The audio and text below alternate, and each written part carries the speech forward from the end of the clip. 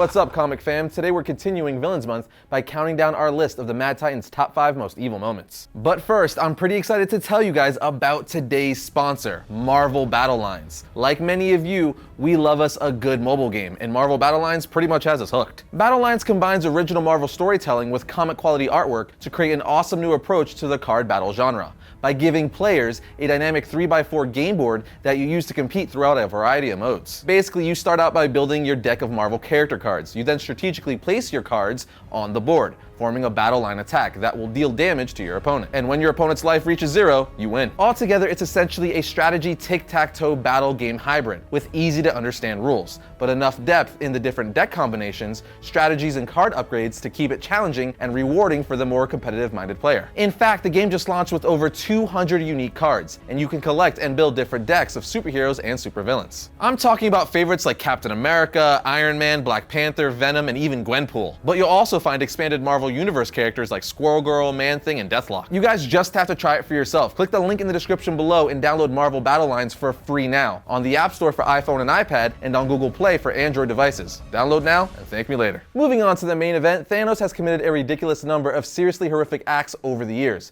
but we're gonna break down the 5 that we think top them all. And trust me, there's some rough ones. So let's dive in with number 5. Kicking our list off is the time Thanos punched a hole right through his father in Thanos issue 2. Basically, what's going on during the first story arc of the 2016 Thanos series is Thanos is dying from a disease, so he goes to find his estranged father, Mentor, hoping he could find a cure for him. But Mentor knows his son is freaking crazy and a monster, so he's not too keen on wanting to help him. But Mentor is forced to help find a cure for his son, but he says it'll take years, decades even.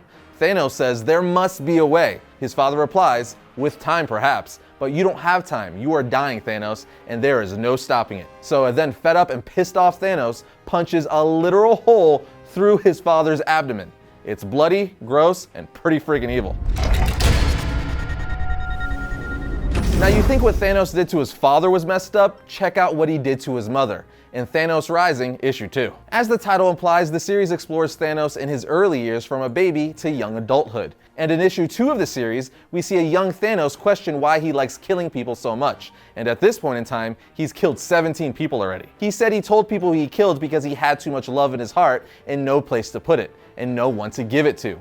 But he says that was a lie. He killed because he liked it, and says that makes him a monster. He then says there must be an answer to why this happened, to why I am the way I am.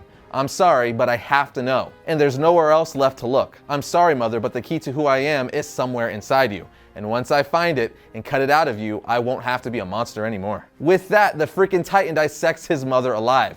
You see the blood all over him and all over the utensils he used. The crazy thing is, this isn't the only person he kills like this in the book. Thanos Rising is just a really dark miniseries in general. Making it into the top 3 is the time Thanos turned Nebula into a living statue of death in Infinity Gauntlet issue 1. As Thanos puts it, "Behold, Mistress Death, Thanos' greatest creation. Allow me to introduce to you Nebula, my granddaughter." At least that's what she claims to be. So I took her at her word and made her my own. From a vigorous and healthy young thing, I created that which now stands before you. My power and spirit sculpted Nebula into walking death. Limbs twisted, flesh charred and cracked and nearly mindless. By all rights, the wench should be dead, but she yet lives. She exists on a fine line between life and death, a limbo of sorts. My unearthly power maintains her balance on a precarious perch. Nebula has no hope of unconsciousness or true death, reliving her continuous horror and agony. And then he gives her to death as a present, but she refuses said present. Point is, he did all this as a gift to his crush. There's a reason he's called the Mad Titan. Runner-up on our list is yet again from the Infinity Gauntlet storyline, and that is the time we all now famously know, thanks to Avengers Infinity War, when Thanos snapped his fingers and extinguished half of the universe's population. But of course, Marvel Studios took that from the comics in Infinity Gauntlet issue 1. After Death refused his gift of turning Nebula into a horrifying living death statue thing, Thanos was like, what have I done to deserve such rejection? As again, he's trying to make Death happy, as he's literally in love with Death itself. And he comes to the conclusion that it's because of something he hasn't done yet. Something that he promised her a long time ago, which was to extinguish the light of half the universe's population, aka killing half the universe. So he tells her, my behavior has been inexcusable. No wonder you've been angry with me. a lover should always follow through on a vow given. So he stares at the Infinity Gauntlet for a second and then does his now infamous snap, destroying half the universe, just like we saw in Infinity War. But at least in the movie, you can argue he had good intentions. In the comic, he literally just killed half of the universe to please his lover. I'd say that's pretty darn evil.